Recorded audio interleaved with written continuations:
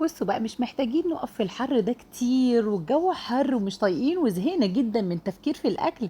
هقدم لكم النهارده طريقه تحفه: صينيه البطاطس بالكفته. بصوا الطعم حكايه، ولكن هي مش لحمه، كفته فراخ بطريقه هايله جدا. عايزه اقول لكم بتنفع جدا في الصيف، وبتنفع جدا لاكلات المصيف، ويا سلام، تحفه وسهله ولذيذه وبسيطه. اتمنى لايك وشير لو عجبك الفيديو. اول حاجه هنبدا بتتبيله الكفته. معانا هنزل بقرنين كده من الفلفل الرومي، واحد احمر واحد اخضر، عايز تنزلي باخضر بس اختياري مفيش مشكله. ونزلت ببصلايه متوسطه، بصلايه متوسطه. وبعد كده نزلت معايا باربع فصوص من الثوم المفروم، ومعلقه من هريسه الشطه لو عندك، بس بتدي طعم حلو جدا للكفته. وكمان نزلت بشويه كده من البقدونس المفروم. تمام، هنفرمهم مع بعض وننزل بيهم كده. وبعد كده هنضرب بقى في الكبة معانا نص كيلو من صدور البانيه، نص كيلو فقط.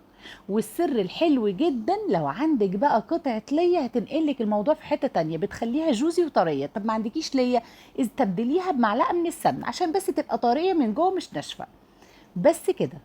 بعد كده فرمنا الفراخ واللية كويس جدا، نحطهم بقى على بعض وهنبدأ نبهرهم. نزلت معايا فلفل اسود، وهكتب لكم كل المقادير في فوق الفيديو يا بنات.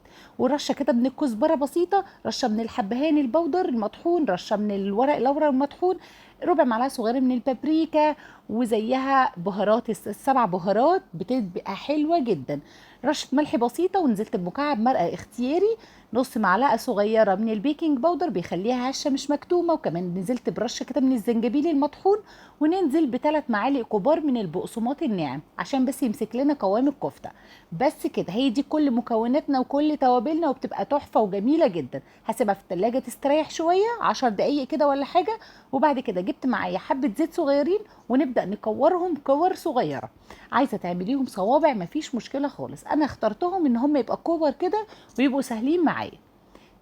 شكلت الكميه كلها، هبدا بقى احط الكفته دي في التلاجة لحد ما اقطع الخضار بتاعي. هستخدم النهارده مقطعه معايا بطاطس مكعبات، انا استخدمت بطاطستين كبار، وكمان 3 بصلات متقطعين جوليان جوانح بالمنظر ده، وطماطميتين متقطعين اربع تربع بالمنظر ده.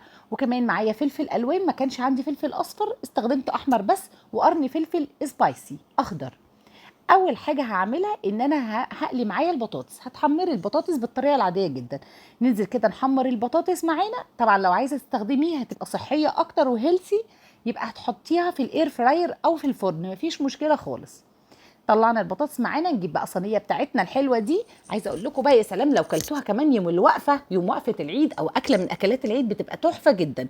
نزلت بشويه زيت معايا، ومعايا على نار عاليه دلوقتي. وبعد كده ههدي النار للوسط، هنزل بالكفته معايا يا دوبك تتشمع وتاخد لون من ناحيتين، وهطلعها على طول. بس يا بنات اهم حاجه، بصوا كانت هتتلسع مني هنا على ما نزلت بقيت كميه الكفته. وطيت النار للوسط، مفيش مشكله خالص. التحميره بتاعتها حلوه جدا، تاخد بس لون خفيف وتتشمع تمسك نفسها. وبعد كده هروح مطلعاها على جنب. هبدا انزل معايا بالثلاث بصلات اللي انا نزلتهم معايا، هشوحها كده كويس جدا لغايه ما البصل يبدا يدبل معايا. بعد كده هنزل معايا بفصين توم مفرومين، فصين توم بس، نشوحهم كده مع بعض. وننزل بقرن فلفل سبايسي معانا. عايزه تخليها مشطشطه حطيه، مش عايزه تخليها مشطشطه ما تحطوش، براحتك خالص. بعد كده نزلت معايا بالكفته، وهنبدا نبهرها بفلفل اسود، رشه كده من بهارات اللحمه او السبع بهارات، ورشه بسيطه من الكزبره. وبعدين هدي مكعب مرقه اختياري عشان بس نحدق معانا الخضار بتاعنا. مش عايزه تنزلي بيه مفيش مشكله خالص، انزلي بديل الملح. انا ما نزلتش بملح خالص لان كان كده متعادل معايا الكفته مع الخضار مع مكعب المرقه، كان حلو جدا. نزلت بعد كده بكوبايه من الميه. احنا دلوقتي شغالين على نار وسط، احنا دلوقتي النار على نار وسط. بعد كده نزلت معايا بالفلفل الالوان بعد ما اديتها كوبايه الميه وغلت معايا غلوه.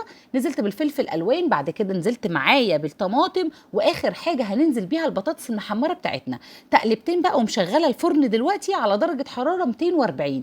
تدخليها الفرن تتشمع، ونص ساعه بس في الفرن. يعني انا حطيتها دلوقتي نص ساعه في الفرن وطلعتها. اديها بقى طشايه فحمه. انا عايزه اقول لكم المقطع فصل معايا، النور قطع عليا وما جاتش اللقطه ديت. طشتها بالفحم بعد ما خرجت من الفرن، وكانت في منتهى الجمال والروعه. قدمتها معايا مع رز ابيض، وجبه كامله متكامله مشبعه جدا. اتمنى لايك وشير لو عجبكم الفيديو. السلام عليكم.